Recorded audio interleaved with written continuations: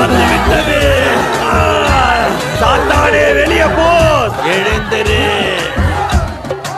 எனக்கு சரியாயிடுச்சு, நான் ஆபீஸ் போயிடுறேன். கிளம்பு. அடுத்தது யாரு?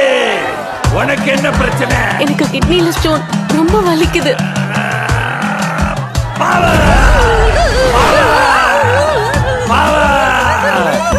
வலிக்கிற இடத்துல இந்த சீடிய வச்சுக்கோ. வச்சுக்கோ.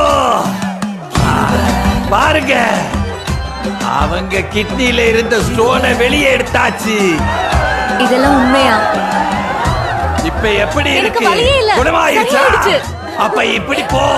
இந்த சீடியின் மகிமை வெறும் 1000 மட்டுமே. அடுத்தது யாரு? வாமா உள்ள.